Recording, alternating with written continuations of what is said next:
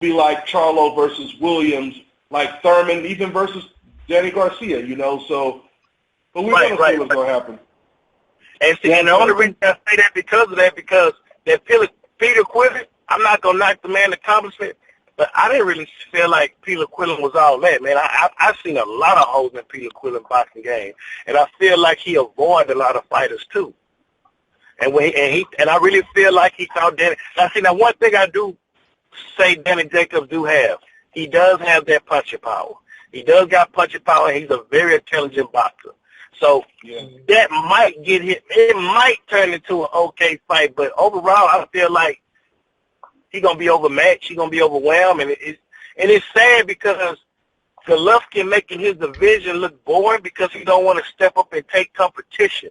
As talented as he is, he don't want to do that, and that's the same thing with Canelo.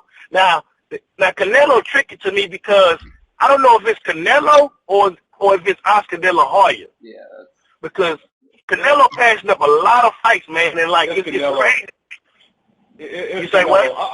I'm gonna tell you, man. It's Canelo because Canelo, he has the type of ego where he doesn't take a back seat to anyone, and that includes his promoter. Remember, when Canelo wanted to fight Edison Lara, Oscar De La Hoya did not want that fight. Oscar didn't want that fight, and it was because of Canelo's pride that he took that fight. Because so many fans said he was ducking him, he was afraid, he took that fight. I also remember after Canelo fought, after he beat Cotto, I was there at the press conference. Oscar De La Hoya said to the media, he said, well, you know, I got to talk to Canelo and see what Canelo wants to do. I truly believe Oscar when he says that.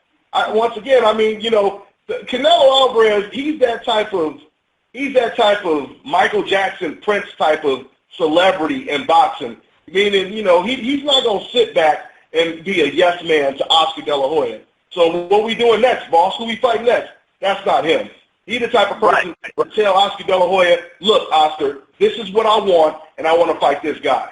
You know, he's not a Manny Pacquiao, you know, that just sits in the back and says, you know, I'll fight whoever, you know, my promoter tells me to. You know, so with that being said. And Dante, you know, speaking of the Jacob Golovkin fight, you know, first thing that people got to remember, Jacob is not as skilled as Kell Brook. Yeah, yes, he's a natural middleweight. That's what makes him this fight so, you know, interesting. But as far as skill-wise, Kell Brook is way more skillful than a Jacob. So the hands that he was able to put on Golovkin, that's to Kell Brook credit as well. You know, he's that skillful of a guy, and he don't telegraph a lot of things, and he has a good speed and good timing. On the other hand, Jacob, I don't think he's as skillful, but of course, him being a huge middleweight and a hard puncher is what making this fight interesting. And if he don't freeze, if he goes in that ring and let his hands go, because he could hit Golovkin. We all know that. Golovkin doesn't have the greatest defense in the world. Yeah, he better let his hands go because at the end of the day, like Golovkin, he's hittable. But the only thing that people get gunshot when he hit them, and that you're gonna fall to Golovkin game plan, and you know what I mean? If Jacob let his hands go, the fight gonna be interesting. If he goes in there a little gunshot, you know, it might be smell trouble for Jacob, and that's why I got Golovkin on that fight. And everything you just said about Kell Brook, I agree with you 100%, and that's why I feel as though Golovkin gonna run right through him.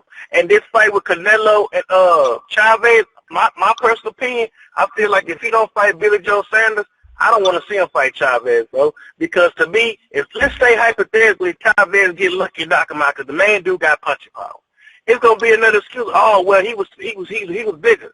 You know, it's always some kind of excuse with Canelo. I really want him to step up in competition. That Lauren fight, what you were talking about, Dante? I agree. Lauren won that fight. I never seen somebody beat anybody with body shots. Did you see Canelo's face after that fight?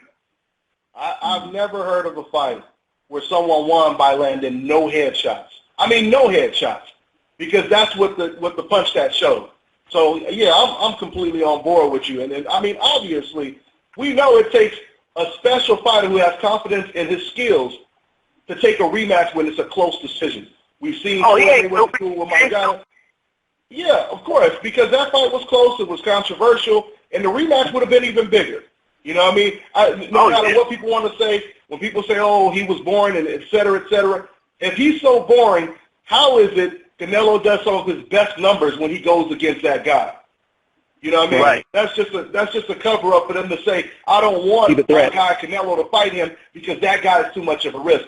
That's basically what the translation is when they basically say he's boring. Hey, man, but I want to say thanks for your call, man. We're going to go to another call. Take care, all right? Yeah, great.